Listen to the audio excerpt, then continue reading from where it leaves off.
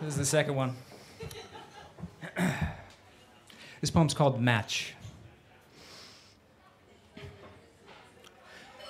Imagine you are me, 26, a good family, more poor than wealthy, born and raised in the same city. It's a town, really, hot, brown, and dusty, surrounded by almond and fig trees.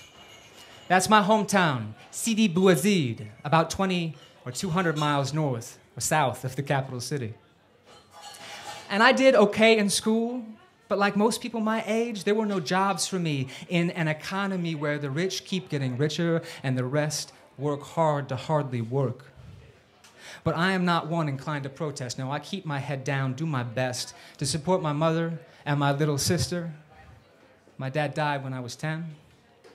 I make do, pray that the next day might bring change for me and for Tunisia, my country. I used all of my savings to buy myself a wooden cart, simple, the size of a kitchen table. 2 wheels, 2 handles, so I could push it through the street. And I hope maybe I could trade it for a pickup truck someday.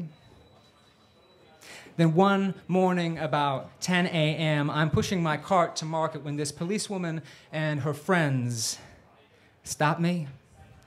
Let me see your license. What? You don't need a license to sell fruit?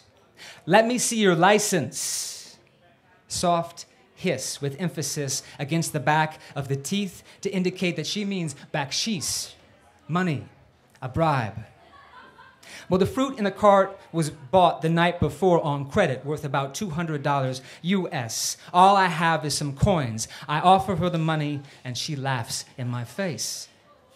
They grab hold of my cart, and when I protest, she slaps me hard, knocks me down on the earth, and I stay there. I keep my head down like my uncle told me to. I let them take my fruit, but when they grab my scales, I leap up. Hey, I paid good money for those. I can't do business without them. And this policewoman, she knocks me down again. She curses my dead father. And as her henchmen kick and beat me, she takes my stuff, my livelihood. So imagine you are me, angry, humiliated, a face full of dirt, no way to make money. So I find my uncle and we run to the local council office to lodge a complaint and get my stuff back. And no one will help. We ask to speak to the mayor, but the bureaucracy, he refuses to see or to hear me. Comfortable in his office to force me and mine into poverty while he lives richly because of the connections of his family, while 3 in 10 people in my town can't get work, struggling under the weight of this tyranny. What would you do? I put my heads down in my hands, but it was like suddenly I could see clearly what I must do. Something changed inside of me. It seemed like my heart would burst. I leave my uncle to argue the case futilely. I go to a local shop and use my last coins to buy what I need. I'm calm. In front of the municipal building, midday traffic is snaking slowly through the street. And that is where I stand, dead center, my heart and my hands full.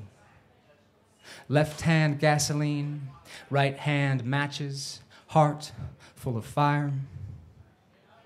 And I wash myself with my left hand. With my right, I take a match. How do you expect me to make a living? I yell. Then strike. I keep my head down, eyes on the match, and for a split second, the spark in my hand gutters like the wind might blow it out, and then my heart explodes. Now imagine you were me. Wouldn't you be surprised to see that the flame did not end there with your body? After I'm taken to hospital, my friends take to the streets. And things get so bad, the president himself comes to see me, bandaged with burns over 90% of my body. And he promises to my family that there's this hospital in Paris where he'll send me, but he doesn't. And I die 19 days after this whole thing started. My uncle tells the press, when I was burning, that people tried to put me out with water, but that only made things worse. And now, when the police deliver my body in secret to my mother's house, they're trying to smother the fire of revolution, but the next day, thousands of people walk my casket to the cemetery outside of town. Some take videos on their mobile phones, and those are shown on the news, on the internet. And the fire spreads. 10 days later, the protests reach the Capitol Center. The next day, President Ben Ali steps down.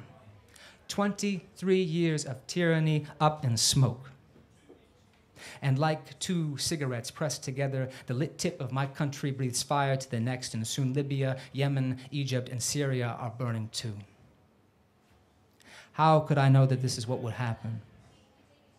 Imagine that you're me. My name was Mohammed Bouazizi, a person just like you, a single human match. Thank you.